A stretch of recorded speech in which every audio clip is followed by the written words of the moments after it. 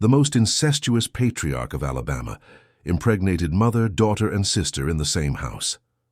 These words echoed through the corridors of the Shelby County Courthouse in 1968 when the Harmon family case came to light, revealing one of the most disturbing stories of consanguinity in modern American history. In the dense hills south of Birmingham, Alabama, far from the urban bustle of the 1960s, there existed an almost inaccessible property. A faded wooden house, built at the beginning of the century, had sheltered the Harmon family for at least 4 generations. The isolation was not just geographic, it was also cultural and genetic. On the cold morning of November 23, 1968, social worker Thomas Wheeler and Deputy Sheriff Robert Collins responded to an anonymous report about children living in precarious conditions. After navigating narrow paths for almost an hour, they reached the clearing where the main house stood. The property seemed abandoned at first glance, a 2-story house with the white paint almost completely peeled off, revealing the rotten wood underneath. In the yard, rusty tools, car parts, and debris accumulated. Skinny chickens pecked among the debris, and a skeletal dog was chained to a post. When they knocked on the door, they were greeted by Elmer Harmon, a man of approximately 50 years, with a much older appearance. Tall and thin, with hunched shoulders and a suspicious look, he reluctantly allowed them to enter. The interior revealed even worse conditions. The smell of mold and urine permeated the air. In the main room, a fragile-looking woman, no more than 35 years old, was cradling a newborn baby. Elmer introduced her as his wife, Mary. Wheeler then noticed another woman, appearing to be about 70 years old, sitting in a rocking chair. Elmer introduced her as his mother, Martha Harmon. Most disturbing, however, was that Martha was also cradling a baby, apparently just a few months old. "And who is this baby?" asked Wheeler. "He's my son," replied Martha, without any trace of shame. As they talked, a young girl of approximately 16 years came down the stairs carrying another baby. The teenager had facial features suggesting genetic abnormalities, widely spaced eyes, a receded chin, and low-set ears. "This is my daughter, Ruth," said Elmer, with a tone that mixed pride and possessiveness. "And this is her baby." Wheeler realized something deeply disturbing was happening. 3 generations of women, all with babies. When Collins asked directly who the father of these children was, Elmer's response shocked them both. "They're mine," he answered defiantly. "They're all my children. This is my family, and no one has anything to do with it." Elmer Harmon had just admitted to maintaining consanguineous relations with his own mother, wife, and daughter, and that he was the father of all 3 recently born babies. "The laws of God and men don't apply here," continued Elmer. "We are a special family. We've kept our blood pure for generations." Within hours, the Harmon property would be surrounded by authorities, and an investigation would begin to reveal the horrors that had been hiding behind those time-worn walls. The story of Elmer Harmon, the man who impregnated his mother, wife, and daughter, was just beginning to unfold, revealing a genetic and social nightmare that spanned nearly a century of isolation and forbidden practices. Check if you're already subscribed to this channel. You won't want to miss any details of this real story that exposes the devastating consequences of isolation and consanguinity in American families. Subscribe now to access the next chapters of this impactful investigation that will change your view on the hidden history of the American South. The story of the Harmon family didn't begin with Elmer. The roots of that consanguineous lineage dated back to the American Civil War, when Jeremiah Harmon, Elmer's great-grandfather, settled in that remote region of Alabama after deserting from the Confederate Army in 1863. Jeremiah, a violent and paranoid man, chose that isolated location to avoid authorities. With him came his young wife, his sister, and 2 cousins, the original nucleus that would give rise to one of the most genetically closed lineages in modern American history. When authorities began investigating Elmer's case in 1968, they discovered diaries written by various members of the Harmon family across generations. These documents revealed a disturbing ideology that developed in isolation. An excerpt from the diary of Frederick Harmon, Elmer's father, written in 1932, said, We keep our blood clean while the world out there corrupts itself. Each Harmon generation stronger than the previous one. Weak children don't survive, only the strong remain. It's the law of nature. This distorted thinking originated with Jeremiah and was passed down as a sacred tradition. The extreme isolation allowed these practices to continue without external interference for more than a century. Mary, Elmer's wife, was one of the rare external additions to the Harmon lineage. Born in an impoverished rural community about 30 miles away, she met Elmer during an agricultural fair in 1952. At only 16 years old, Mary saw in Elmer, then 34, an opportunity to escape the misery of her own family. What Mary discovered upon arriving at the Harmon property was a reality very different from what was promised. The house was in ruins, the land barely produced enough food, and she quickly realized that there was something deeply disturbing in the relationships between Elmer and the other family members, especially his mother. When Martha first became pregnant by Elmer, Mary tried to escape. She was captured before reaching the main road and kept chained in the barn for weeks. This escape attempt marked the beginning of a period of more than 15 years of psychological and physical captivity. The Harmon case represents an extreme example of how geographic isolation can lead to genetic isolation, explained Dr. Richard Thompson, a geneticist who studied the family. When a population remains isolated for generations and consistently practices consanguinity, we see a gradual collapse of genetic diversity, leading to a concentration of harmful recessive mutations. This concentration of recessive genes began to show its devastating effects in Elmer's generation. Of the 8 children his mother Martha had, only 3 survived to adulthood. The others died from various congenital complications. Ruth, Elmer, and Mary's teenage daughter showed evident signs of genetic collapse. In addition to distinctive facial features, she had severe scoliosis, fused fingers on both hands, and significant cognitive delays.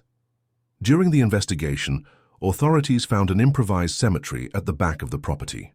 Small wooden crosses, many already rotted by time, marked the graves of dozens of Harmon children who didn't survive.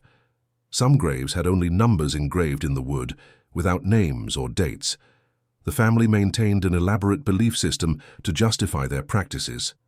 They didn't see consanguinity as wrong or harmful, but as a way to preserve what they called the Harmon essence, an almost mystical concept of family purity that transcended common laws. The investigation further revealed that Elmer wasn't the first in his lineage to maintain relations with multiple generations of the family simultaneously.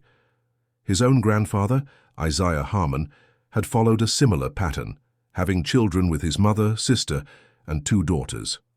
On December 12, 1968, 3 weeks after the initial discovery, a coordinated operation between social services, law enforcement, and medical teams took place. The objective was to remove all vulnerable family members and transport them to facilities where they could receive adequate care. Contrary to the authorities' fears, there was no armed resistance. Elmer was found sitting on the porch, seemingly resigned. "You've come to destroy something you can't understand," were his first words to Sheriff Tanner. 100 years of Harmon history ends today. Inside the house, the medical teams found an even more disturbing situation than initially reported. Besides Martha, Mary, and Ruth with their respective babies, 2 more teenage sons of Elmer and Mary were discovered hidden in the attic, 14-year-old twins who showed evident signs of malnutrition and serious developmental problems. "It was like entering a museum of horrors of human genetics," reported Dr. Elizabeth Carter, a pediatrician who was part of the medical team. Every person in that house carried visible marks of generations of consanguinity. The removal of family members was a slow and delicate process. Martha, despite her age, proved surprisingly lucid. "You think you're saving us," she said, "but you're just separating what God has joined together. The Harmons are special, we always have been." Mary showed evident relief when she understood that she would be taken far from that property. In a moment of privacy with a social worker, she whispered, "Please don't let him find us again. He'll kill us all if that happens." Ruth, the teenage daughter, seemed unable to fully understand what was happening. Clinging to her baby, she rocked her body back and forth, repeating, Daddy comes back. Daddy always comes back. We're special. We're Harmon. In the days that followed, the magnitude of the Harmon case began to reveal itself through detailed medical examinations. The twins, Jacob and Joseph, presented a clinical picture that shocked even the most experienced doctors. Both had a rare condition called phocomelia, characterized by abnormal development of the limbs, which were extremely short and deformed. They also shared severe intellectual disability and congenital heart problems. Ruth, at 16 years old, showed signs of premature aging, with severe arthritis in her hands and spine.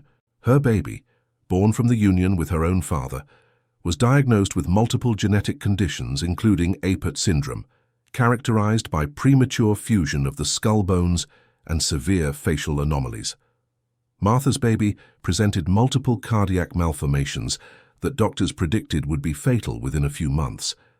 The child would die in February 1969, confirming the somber medical prognosis. During psychological evaluations, a disturbing pattern of mental conditioning emerged. The women and children had been indoctrinated with a worldview where consanguinity was not just acceptable, but desirable, a sacred duty to preserve the Harmon essence. Mary represented the only voice of resistance within that closed system. During her sessions with psychologists, she revealed how she had tried to protect her children from Elmer. "I knew it was wrong. I always knew," Mary confessed. "I tried to escape with the children 3 times. They always found us. The last time, he broke my leg as punishment." As the investigation progressed, prosecutors faced a complex challenge: how to present a case that defied common understanding. How to explain the evolution of a family lineage that had developed a belief system that normalized universally condemned practices. The local press eventually captured fragments of the story. The first reports were cautious and vague, but as details began to leak, the story gained national attention. The authorities obtained a court order restricting coverage of the case to protect the victim's privacy. Meanwhile, in the county jail, Elmer Harmon showed himself to be surprisingly calm and cooperative. During interrogations, he spoke openly about his practices and beliefs, without showing any sign of remorse or understanding that he had done something wrong. "You don't understand because you're not Harmon," he frequently repeated to investigators. "Our lineage has a greater purpose. Each generation brings us closer to perfection. The children who don't survive are just the weak branches being pruned." When you realize the gravity of this case, it's impossible not to feel a mix of horror and compassion for the victims. If this account touched your heart, leave in the comments, "May justice be done for the victims of the Harmons." Your voice matters to keep alive the memory of these people who suffered in silence for so many generations. The trial of Elmer Harmon began on March 17, 1969, in the Shelby County Courthouse.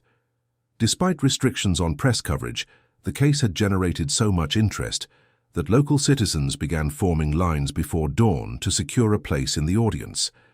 Judge Harold Montgomery warned the jury that they were about to hear testimonies that would challenge their understanding of the depths of human depravity and asked them to maintain objectivity despite the shock they would certainly feel. The prosecution, led by Jonathan Reynolds, opened the trial with a powerful statement. "This is not just the trial of a man, it is the trial of an entire system, a system that transformed a family into a perverse genetic experiment where children were born condemned to lives of suffering, where women were reduced to mere vessels to perpetuate a sick lineage." Elmer's defense was in the hands of Theodore Barnes, a court-appointed lawyer. Barnes adopted the only strategy he considered viable, arguing that Elmer, a product of generations of isolation and consanguinity, did not possess the mental capacity to understand the criminal nature of his actions. Prosecutor Reynolds vigorously rebutted this line of defense. Elmer Harmon was not isolated from reality to the point of not understanding the nature of his acts. He interacted with the outside world when it suited him. He consciously chose to hide certain practices because deep down he knew they were condemnable. The most impactful moment came on the 4th day with Mary Harmon's testimony, transmitted by closed-circuit television. "I was 16 when I met Elmer," she began. "He promised me a better life, said he had land, a big house that we would never want for anything. Mary described her arrival at the Harmon property and the gradual understanding of the nightmare she had entered. She talked about her first escape attempt when she discovered that Martha was pregnant by Elmer. "He dragged me back by my hair. I spent 3 weeks chained in the barn, in the cold." The most devastating moment came when Mary described how Elmer justified his actions. He said it was our purpose, that the Harmons had special blood that needed to be kept pure. When children were born with problems and died, he said it was because they weren't true Harmons, that it was nature eliminating the weak. During cross-examination, the defense attorney tried to suggest that Mary had also been conditioned to accept these practices over time. Her response would become one of the most remembered quotes from the case. "Every day of those 16 years I thought about running away. Every day I thought about killing Elmer while he slept. Every day I dreamed of someone coming to rescue us. I survived because I had children to protect. If that makes me an accomplice in your eyes, may God have mercy on your soul, because you don't understand what it's like to live in hell." Experts in psychology, anthropology, and genetics provided context about how isolated communities can develop radically divergent belief systems and the biological consequences of prolonged consanguinity. On the 10th day of the trial, Elmer Harmon took the witness stand against his lawyer's advice. "I am the guardian of the Harmon lineage," were his first words to the jury. "What you call crime, we call sacred duty. My great-grandfather Jeremiah saw the future. He saw that the world would become impure, that lineages would mix until nothing of value remained. The Harmons are the last bearers of true blood." During cross-examination, Reynolds led Elmer to admit that he maintained regular contact with the outside world when necessary, and that he deliberately concealed certain practices because he knew they would be condemned. "So," concluded Reynolds, "you knew that society considered your actions wrong, but you decided you were above these laws. This isn't delusion, Mr. Harmon. This is criminal arrogance." After 6 hours of deliberation, the jury returned with the verdict: guilty on all charges. 2 weeks later, Judge Montgomery pronounced the sentence: multiple consecutive penalties totaling 197 years in prison. Upon hearing the sentence, Elmer remained impassive. His last words recorded in court were directed at Prosecutor Reynolds. "You think you ended the Harmon lineage today, but we are like seeds in the wind. Some always find fertile soil. One day you will understand." The trial and conviction of Elmer Harmon in 1969 did not end the family's story. It only opened a new chapter, marked by scientific discoveries and consequences that would extend for generations. After the trial, Elmer's direct victims were sent to different institutions. Martha died in 1972 in a long-term care facility. Mary, after extensive counseling, managed to partially rebuild her life under a new identity. The twins, Jacob and Joseph, were placed in a specialized institution. Ruth was sent to a rehabilitation program aimed at young people with special needs. The surviving babies were adopted by carefully selected families. In 1975, Dr. Richard Thompson obtained approval for a longitudinal study of the surviving members of the Harmon family. The Harmon Project began to systematically document the genetic consequences of 4 generations of consanguineous marriages. What we learned transformed our understanding of how extreme inbreeding affects the human genome, explained Thompson years later. The preliminary findings identified multiple rare recessive genes that appeared with alarming frequency in the Harmon lineage. Particularly significant was the discovery of a rare metabolic condition, later termed Thompson-Harmon syndrome, characterized by an enzymatic deficiency that affects the metabolism of certain amino acids. This condition was present in almost 40% of the studied Harmon descendants. The studies also revealed that the Harmon lineage had branched out more than originally thought. During the period between 1880 and 1920, several young men from the family had left the main property to establish their own branches in other isolated areas. We identified at least 3 small isolated communities in rural areas of Alabama, Mississippi, and Tennessee, where direct descendants of Jeremiah Harmon established themselves, revealed anthropologist Dr. James Peterson. These communities did not practice consanguinity, as extreme as Elmer's branch, but still maintained significant genetic isolation. In 1988, researchers identified a woman of approximately 30 years with facial features typical of the Harmon lineage. Genetic tests confirmed she was Elmer's biological daughter, conceived before his arrest. Her biological mother was a temporary worker on the Harmon property who fled and later gave the child up for adoption. This woman, identified only as Subject H47, had grown up in a normal environment with adequate nutrition and access to education and medical care. Surprisingly, she demonstrated fewer health problems than other direct descendants of Elmer, although she still presented certain distinctive genetic characteristics. H47's case shows us how environment can partially mitigate even severe genetic predispositions, concluded Thompson. It's a powerful reminder of the complex interaction between nature and nurture. In 1992, with new genetic sequencing techniques, researchers identified a specific group of mutations they called the Harmon signature, a unique combination of genetic variants that produced a characteristic set of physical and neurological conditions. They identified at least 14 specific mutations that in combination produced the phenotype repeatedly observed in Elmer's direct descendants. Elmer Harmon died in prison in 1994 at the age of 76. Mary, living under a new identity, agreed to give a single interview. "People remember the horror, the shock, the disturbing details," she said. "What they don't see are the lives that continued afterward, the children who survived, the grandchildren who were born. How some of us managed to find some peace despite everything." Mary revealed that she considered the scientific work a way to give meaning to her family's suffering. If something good can come from this terrible story, it's the knowledge that will help other people. Each discovery they make using our DNA is a small victory against the evil that Elmer represented. In the early 2000s, with the advancement of the Human Genome Project, the Harmon Project entered a new phase. Researchers managed to map with unprecedented precision the multiple mutations present in the lineage, creating the most complete map of extreme human inbreeding ever documented. One fascinating aspect was the identification of resilience genes, rare genetic variants that seem to confer certain protection against the most devastating effects of consanguinity. Martha Harmon presented several of these protective variants, partially explaining how she lived to 74 years, despite being a product of multiple generations of consanguineous marriages. Today, more than half a century after the initial discovery, the legacy of the case continues to reverberate in both science and culture.